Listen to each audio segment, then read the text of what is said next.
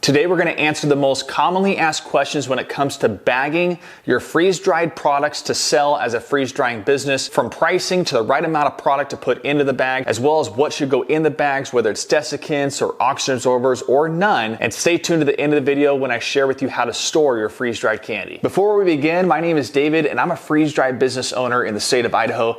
I've ran a business on the side of my full-time job for the past 4 years. I've done a lot of different things in and out of the business that I'm sharing on this channel. So the reason you'd subscribe to this channel is you want to know more about freeze drying, also freeze drying as a business. So hit the subscribe bell and you'll be notified of more and more videos that come out of this channel about freeze drying. Now in today's video, I've compiled 8 different questions that get commonly asked in the comment section, as well as I get emails. And I've pulled questions that get commonly asked across other social media sites related to freeze drying when it comes to packaging your freeze-dried candy. The most common asked question is, what type of bag or container should I use to sell my freeze-dried product? It's really up to you on what your taste and flavor is and what you want to go with. Some people love these craft Mylar bags that I'm going to show you that I use and I have used for the past 4 years. Some people are going with more containers. Some people are going with kind of the boba tea type of thing where you kind of have a cup look and then you seal it with a little sealer that has a plastic type of top that you can peel off. Anything really works for freeze-dried candy. Just know that you're not really promoting it as a long-term storage type product. I personally don't want that liability of telling someone that it's going to last 5 or 10 years and it really not being, because we're still very new at this freeze-drying and freeze-drying candy specifically type of industry. So I would go with something that you're comfortable saying that it can last 3 to 6 months. And what I've chosen is these craft bags that are food safe but have a window to it. And you'll see this on a lot of my other videos, but this is the craft Mylar bag, and the different types of sizes that I use is 3 of them. I use the small bag like this. It's a 3.5 by 5 inch type bag. I also use this 5.5 by 8 inch type bag, which is my most commonly used bag for my product. And I also have these larger bags, which is about an 8.5 by 11-ish type of bag where I can fit more product in here. This doesn't get sold as much, but sometimes people want more freeze-dried Skittles, things like that, so I do this more as an option. In my opinion, I would have different sizes in your bags for product for customers to choose, because the smaller bag like this is gonna have more of a sample size, it gives them a taste for it, and then it hopefully drives them to buy more of the larger bags. Also, you could do a sampler type of bundle pack where you have 4 or 5 different products in the package bundle that you're gonna sell, and that way you get a taste for all the different products that you offer. You wanna have more of a staple type size bag, which is this that I use, and this is going to be delivered most commonly to everybody, and it's priced accordingly so that people buy this more often. The smaller bags, by the way, is something that you do want to price more higher than the regular size bag, because think of yourself as a consumer when you buy something more smaller as a sample versus buying the larger pack. Usually the incentive is to buy the larger volume amount versus the smaller packs. I think of, going to Target and you see all the travel shampoos and things like that. It's more costly to buy the travel size shampoo, but it's easier to travel with than getting the larger bottle, right? So that's kind of your philosophy that needs to go into your size bags for a product. Where do you buy these bags to package your freeze-dried candy? Now you can buy on Amazon. I like Amazon personally. I pay for a business subscription, and if you want to use a business subscription, you get a special discount with them, and also it provides that Amazon Prime fast delivery. I've got a link in the video description of where you can buy bags, even like mine, the craft bags, or you can buy different colors and different shapes and sizes, and they have different volume pricing as well. You can use that link in the video description. It'll give you that store that has all these different options. Now, if you want to go the container route where there's a lid, and that's been very popular and trendy, I personally haven't gone that way just because I've already got enough vested in this craft bag that I'm using. But if you want to go the container route, I've got some links in the video description as well. And I might look at a future video on doing the container type style packaging. But anything really works. You just want to test some things out and make sure you can put your labels on them and brand it accordingly so that it looks and feels like the type of company you want to represent when you go out and start selling. This is a very common question that I get asked is, what should I put on the back of my bags, also on the front?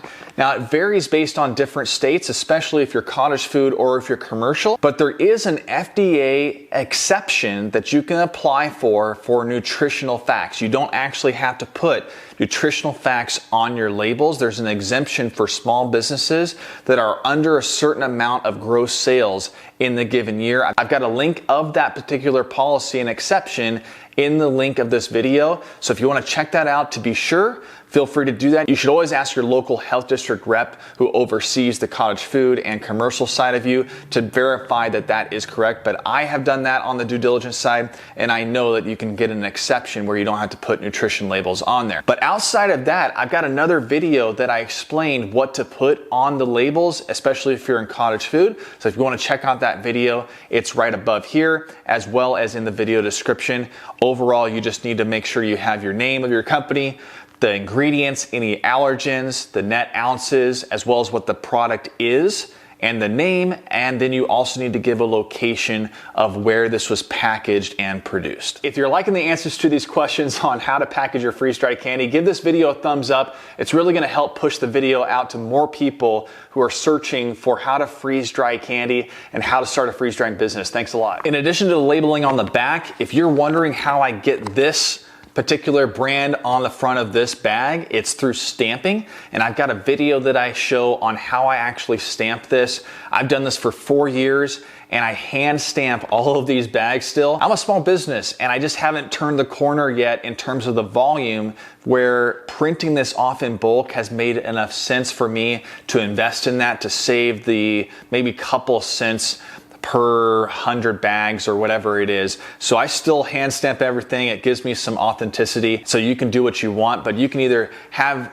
stickers, you can have stamps, you could also just have someone print these off for you in bulk as well. It just depends on what your volume is. When you're first starting out in a freeze-drying business and you're starting to package your product, you do want to buy a scale so that you can measure out the ounces for solid products, i.e. candy and otherwise fruit, things like that. And what I did is I went the cheaper route and I just bought something from Walmart. You can also buy it on Amazon. And so I bought these food scales, and this is what I use literally today with measuring my freeze-dried candy. And when it comes to measuring out your product, you're gonna want to measure the weight of the product itself, not including the bag. So when you have this scale, it's gonna give you an option to tear out, meaning it just reduces the weight of the bag on this scale. And so you're gonna literally put the bag onto the scale, and then it'll have a tear option, and it'll zero out the weight of this bag. And so when I lift it off, it actually does read 0.3 ounces weight. And so that way when I go to start packaging my product in this bag, it just starts out at 0 rather than adding the weight of this bag. This is a very common question as well, but it also gets overlooked when you're in the growth phase of a freeze-drying business, is should you set the expiration date on your bags, and also do you need to list any type of batch number? Now in cottage food, batch numbers really aren't that necessary. In commercial, I think it's probably more necessary, and that way you're just monitoring what types of products could potentially have a recall, and then you know how to recall those batches if there's anything out there at different types of stores, wholesale, things like that. That's the main purpose for batches. But if you're regulated by your local health district, you may not need to do that. It is required if you're FDA, but under local jurisdiction, you may not actually need to include expiration dates and batch numbers, but definitely check with your local health district on that to be sure. Now, if you do want to have the peace of mind of adding an expiration date, I would go for about 3 to 6 months on your expiration date for people to consume that product. And if you don't get it sold, then it's on you to decide what you want to do. If either you want to extend it, or if you just want to take it back and consume it for yourself, give it to friends or family, and just not have that liability where you're selling it to a customer. All right, pricing is a very common question, and especially if you're just jumping into it, you're like, how do I price all this stuff? A very easy way to do that is go right now on Etsy.com, go to even my own website, freezedrydepot.com, for my own business. You can also look at local people in your area, competitors who are selling freeze-dried product, and either match or go above or below. In 2020, when I started my freeze drying business, there really wasn't that much knowledge that there is today on what different types of products are being freeze dried, especially in the freeze dried candy side of things. So I had to do a lot of research on what to price my product at. And it's been consistent that this size bag, the 8 by 5-inch type bag, usually is priced around $7 to $9 per bag. But overall, when it comes to pricing your product, it's really up to you. I would do your due diligence and make sure that you're just checking to see if you're competitive so that you're not overpriced, but you're also not underpriced. I'm a firm believer in valuing my time and my dedication to this whole process in this business. So I put the price that justifies that and makes me some money back. So price your product based on some research, but also your own gut feeling. Go out there and start selling at different markets and on Facebook and other types of friends and family and see if people are willing to buy at that price and adjust accordingly. Hey, before we answer another question, if you're looking at expanding your freeze drying business or purchasing a freeze dryer, I'd appreciate if you take a look at the link below in the video description where I'm a referral of the Harvest Right freeze dryer. These are great freeze dryer. I've even done a review on this in my channel about the Harvest Right freeze dryer. I'd appreciate any links that go to Harvest Right and take a look at their freeze dryers. Thanks. Let's package up some freeze dried candy, and I did a video on freeze drying Starburst, and it was my first time doing it, and I have yet to package the product. This is a great opportunity for me to show you in real time how I would price and also how much product I would put in the bags for a brand new freeze dried candy. All right, here's the freeze dried Starburst. This was a lot of fun in that video that I did. I did the freeze dried Starburst in different types of sizes because if you watch the video, I did some at the freeze dryer settings at 150 degrees, so with some tray warming. I also did some in the oven where it melted a little bit bigger, and that's why the sizes of these freeze dried Starburst are bigger than others.